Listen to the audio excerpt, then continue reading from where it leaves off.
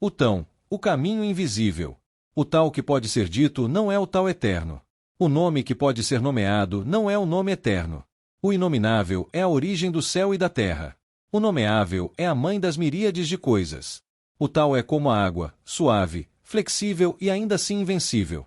Ele flui para onde é chamado, nunca resiste, nunca impõe e, por isso, jamais se quebra. Bem-vindo ao canal Cisco de Deus. Hoje caminharemos juntos pelo tal, o caminho invisível, o fluir silencioso que conduz ao coração do ser. Seja bem-vindo ao canal Cisco de Deus. Gratidão por estar aqui. Você chegou aqui e talvez nunca tenha saído, porque o caminho que buscamos lá fora já habita em nós. Neste instante, tudo repousa. O vento não precisa saber para onde vai. A flor não luta para desabrochar e a água apenas flui. Assim é o tal, assim é o mistério, assim é você. Quando se esquece de tudo e apenas é. Que este espaço seja uma ponte, um respiro, um sussurro silencioso entre o mundo e o ser. O Time. A origem do taoísmo. Lao Tse. O Tao não nasceu como religião. A origem da filosofia do taoísmo é atribuída aos ensinamentos do mestre chinês Erli ou Lao Tse, um contemporâneo de Confúcio nos anos 550 a.D. Cristo, segundo os relatos dos historiadores. Lendas.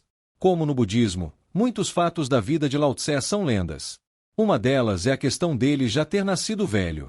Supostamente, ele nasceu no sul da China, em volta do ano 604 a.D. Cristo. Posição no governo. Ele tinha uma importante posição no governo como superintendente judicial dos arquivos imperiais em Luoyang, capital do estado de Shu. Por desaprovar a tirania dos regentes de seu governo, Lao Tse veio a crer e ensinar que os homens deveriam viver uma vida simples, sem honrarias ou conhecimento. A jornada de Lao Tse. Sendo assim, ele renunciou ao seu cargo e foi para casa. Para evitar a curiosidade de muitos, Lao Tse comprou um boi e uma carroça e partiu para a fronteira da província, deixando aquela sociedade corrompida para trás. Ao chegar lá, o policial, um de seus amigos, Yin, o reconheceu e não o deixou passar. Ele advertiu a Lao Tse que deveria escrever seus ensinamentos e só assim poderia cruzar a fronteira na região do Tibete. Lao Tse, sem alternativas, aceitou a condição e regressou após 3 dias com os ensinamentos escritos em um pequeno livro com aproximadamente 5.500 palavras. Ele o denominou de Taotin, traduzido por estudiosos como Caminho e seu Poder. Logo após, ele montou em um búfalo e partiu para nunca mais voltar. A essência do Tão. O vaso vazio. O Tao é como um vaso vazio. Usá-lo não o enche e, quando tocado, produz o som da eternidade. Como a água. O Tao é como a água, suave, flexível e ainda assim invencível.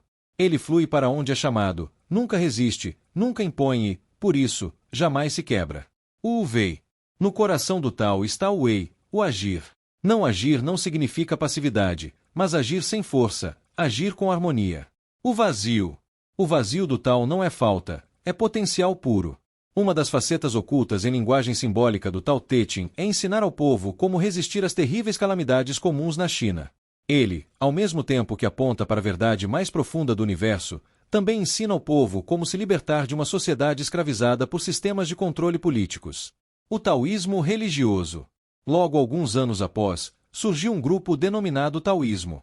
O taoísmo religioso Tao Tia surgiu na dinastia do imperador Han no século seguinte. Qiangzu, um discípulo de Lao Tse e filósofo chinês que morreu no princípio do século II, desenvolveu e proliferou os ensinamentos de seu mestre. Qiangzu escreveu uma média de 33 livros sobre a filosofia de Lao Tse, que resultou na composição de 1.120 volumes, os quais formam o cânon taoísta. Ele acreditava que o Tao Te Ching era a fonte da sabedoria e a solução para todos os problemas da vida.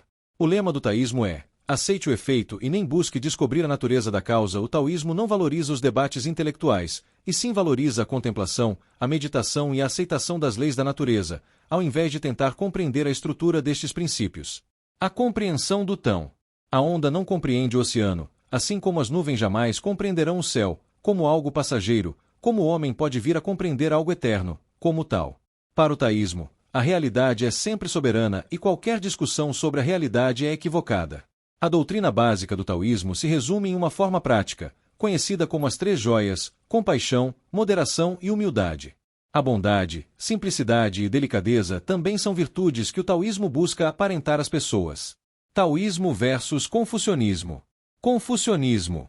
Os ensinos de Lao Tse eram, em parte uma reação contra o confucionismo humanístico e ético daquele tempo, o qual ensinava que as pessoas só poderiam viver uma vida exemplar se estivessem em uma sociedade bem disciplinada e que se dedicassem aos rituais, deveres e serviços públicos. Taoísmo. O taoísmo, por sua vez, enfatizava que as pessoas deveriam evitar todo tipo de obrigações e aprisionamentos sociais e se dedicassem a uma vida simples, natural, espontânea e meditativa voltada à natureza.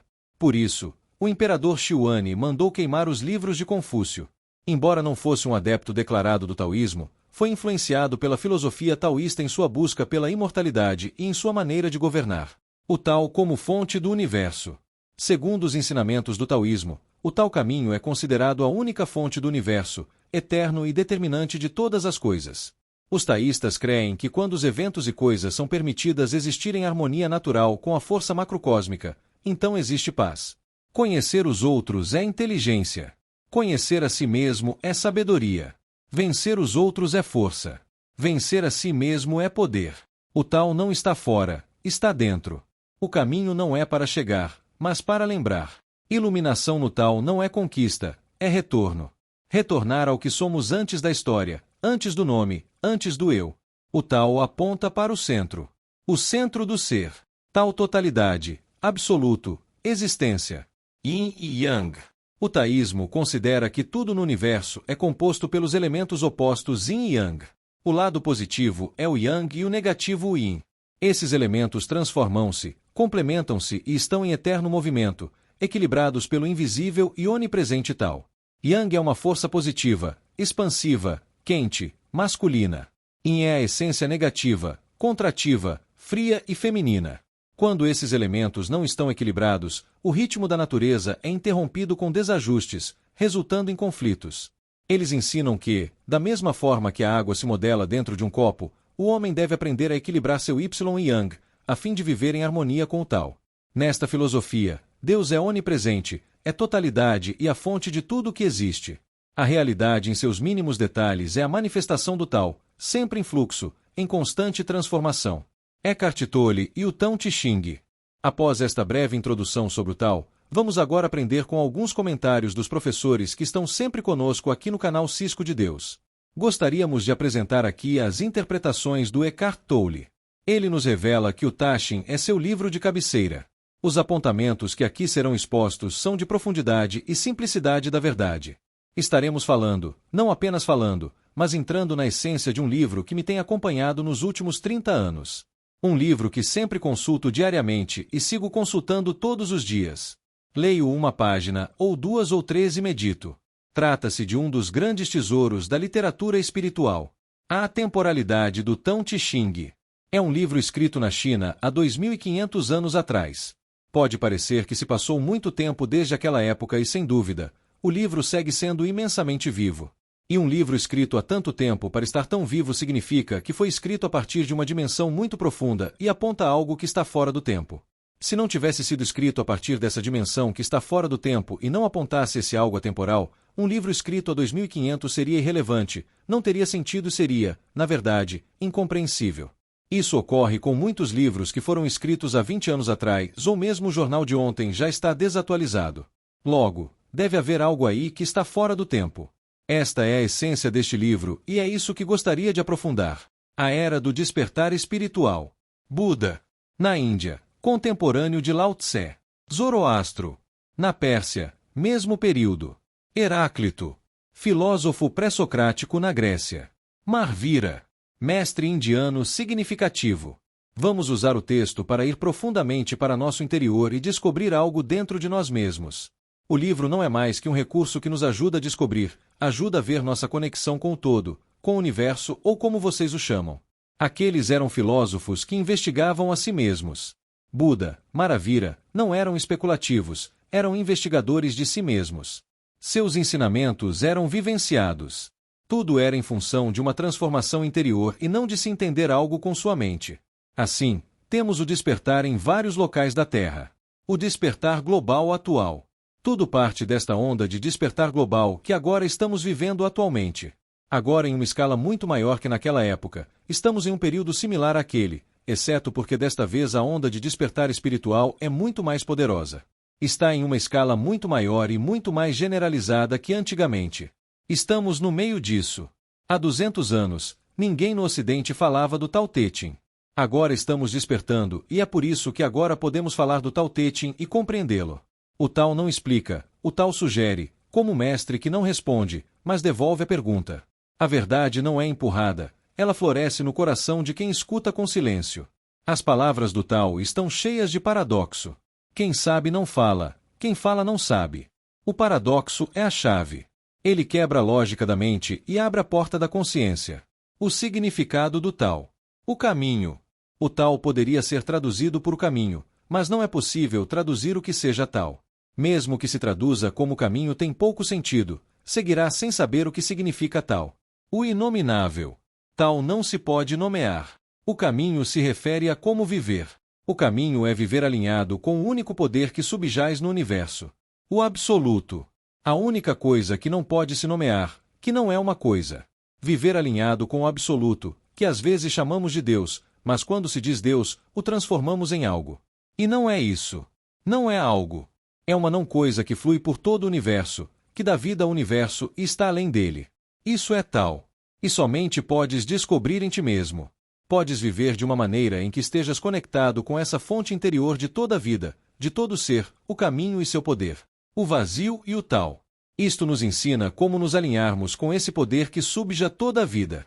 E como disse Lao Tse, por não possuir a palavra adequada, o chamarei de Tao. Está bem chamá-lo assim, porque é uma palavra que não se presta a distintos significados. Não se pode entender o que exatamente significa. Da mesma forma, Buda usava a palavra vazio.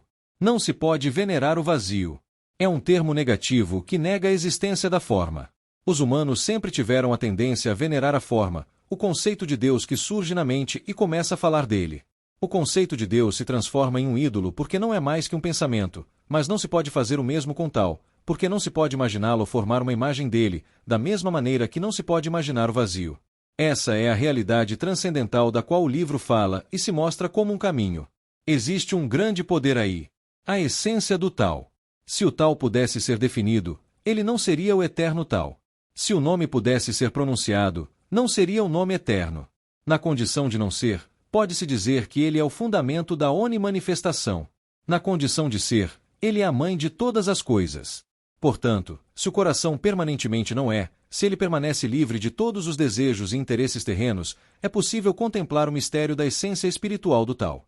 Se o coração permanentemente é, se ele se mantém cheio de desejos e interesses terrenos, só é possível ver formas limitadas, finitas. Ambos ser e não ser provêm da mesma fonte, mas têm efeitos e objetivos diferentes.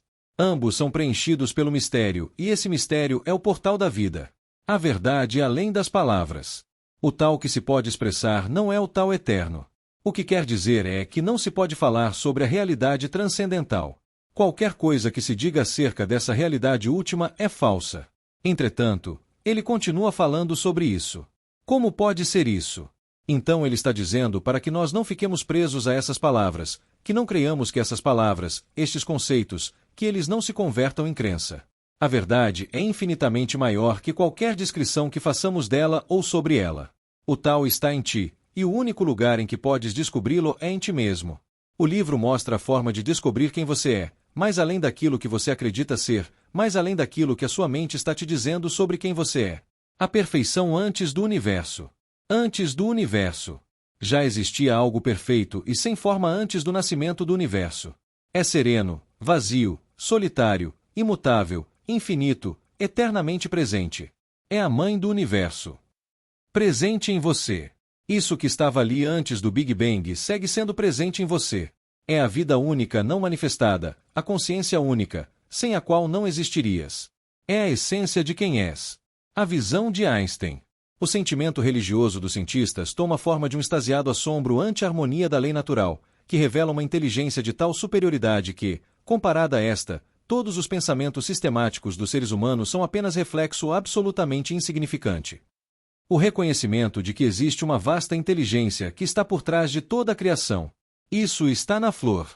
Isso a cria. Está em ti inundando todo o espaço que nos rodeia. Surge através do cérebro humano e este lhe dá a forma. Vivendo em harmonia com o Tao. O Tao não exige retiro, não exige isolamento. Ele floresce no comum, no agora, no simples. cozinhar, caminhar, ouvir. Cada ato pode ser um templo. O tal é a espiritualidade encarnada. Aquele que fica na ponta dos pés não tem estabilidade. Olhe para mim, minha vida. Ou então, olha como estou infeliz. Ou olha como sou grandioso. Aquele que está com pressa não vai longe. Sempre olhando o seguinte: o que devo fazer agora? Sempre se arrasta entre um pensamento e o próximo. Aquele que tenta brilhar obscurece a própria luz. Ao acreditar nos papéis que representa, ao identificar-se com a ideia de que se é especial, olhe-me, se afasta do poder do tal. Aquele que se contenta com o que tem é verdadeiramente rico. Aquele que não se perde no desejo está em paz. A iluminação não é o fim de uma jornada, é o início do viver verdadeiro.